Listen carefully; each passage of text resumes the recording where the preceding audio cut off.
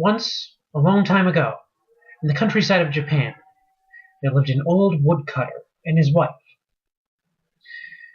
They were very poor, but they were happy. They only lacked one thing. They had never been blessed with a child. The old woman, all her life, she had prayed to the God of heaven that someday they should have a child, a little boy or girl to call their own, but it seemed like it was not meant to be. Now one day, the old man went out into the forest to work, and the old woman went down to the river to wash clothes. Now as she's washing the clothes, what should she see floating down the river but a gigantic peach? She saw that peach and said, "Oh, that peach would make a wonderful supper for my husband and myself." So she took a stick and she stuck it out into the river and she tried to inch the peach forward, and eventually she got it to the shore. She took it, she put it in her basket, and she brought it home. Later that night, when her husband came home, he saw the big peach and he was amazed. He had never seen a fruit so big before. He grabbed a knife and he went to cut it in two, but he heard a sound from inside, and it moved a little. He watched as the peach itself split open, and what was in the center of that peach? A little baby boy. So the old woman picked him up, wrapped him up, cleaned him off. She gave him a name. She called him Momotaro, which means Peach Boy. Now, Momotaro grew up to be a fine, upstanding lad. But, though he was happy that he had made his parents' dream come true, he knew that there must be something else in the world that he was meant to do. And pretty soon, he found out what it was. Word started to spread that along the shores of the ocean, villages were being attacked by Oni. Oni were terrible beasts, demons with red skin, pointy horns, fangs, bulgy eyes, and wild hair. They all wore the skin of a tiger around their waist and carried a big, heavy iron club. The Oni would come to shore, rip apart a village, and take everything that was valuable. Now, Momotaro, hearing about this, decided this could not stand. So, he went to his mother and father and he said, "Mother, Father, you've been so good to me, but please, I need to go and stop the Oni. It's not right. This is what I'm meant to do. I know it." And they were hesitant.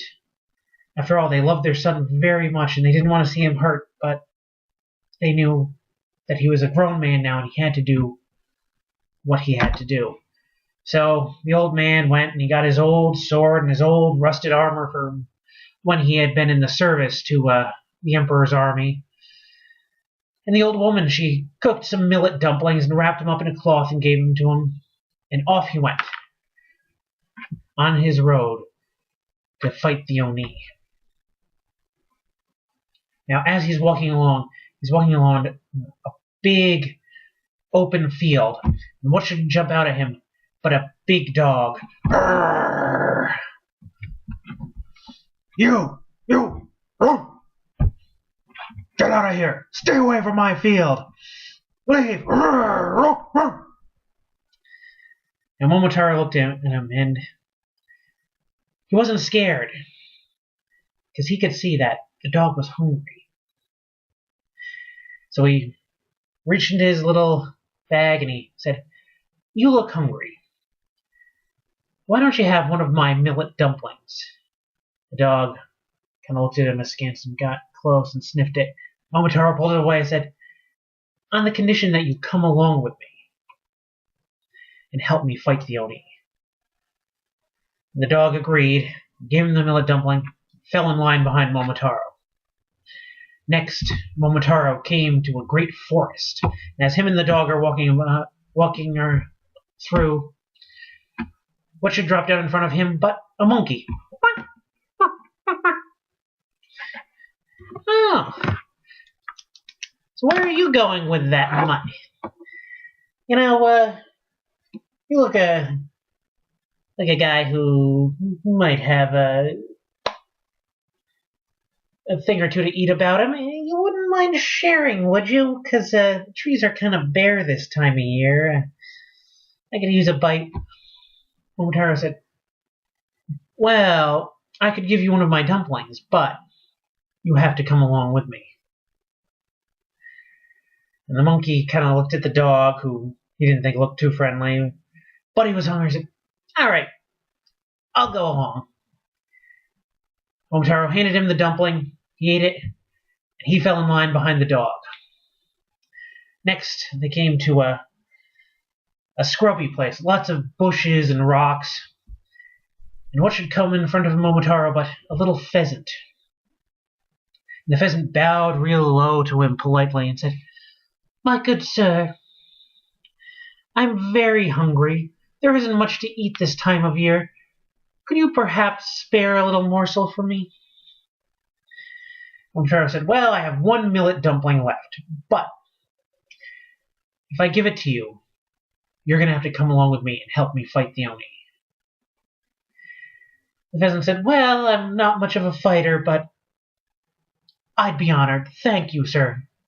Gave the pheasant the dumpling, and the pheasant fell in line behind the dog and the monkey. Eventually, they got to the seashore.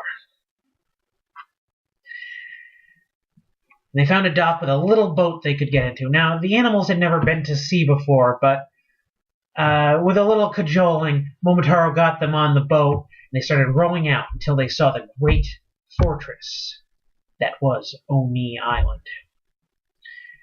They docked their boat, and they walked up the path, and they got to the great gates of the fortress. And it was locked fast. It was sealed from the inside.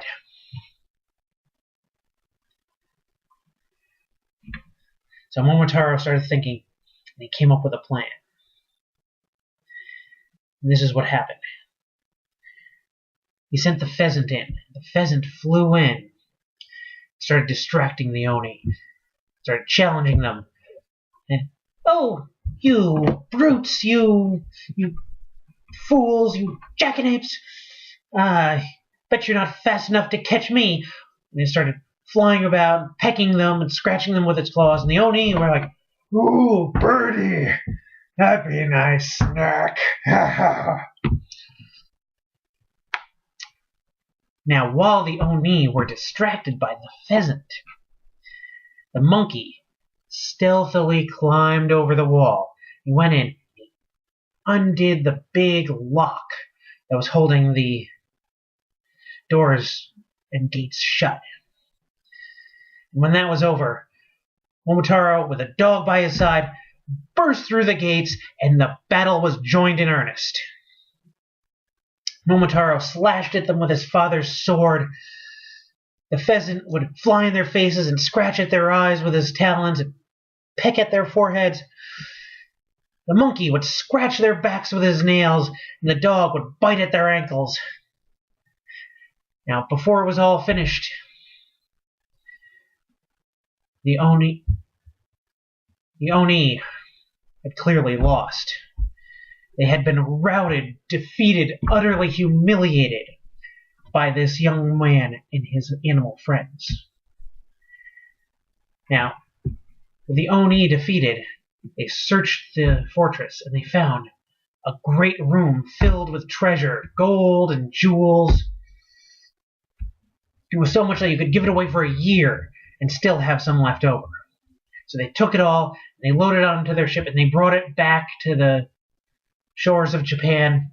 And they tried to give back what had been stolen, but even after that had been done, there was still plenty left. So the four friends took all the treasure and brought it back to the old woodcutter and his wife. And there, all of them lived in joy and contentment for the rest of their days. Thank you.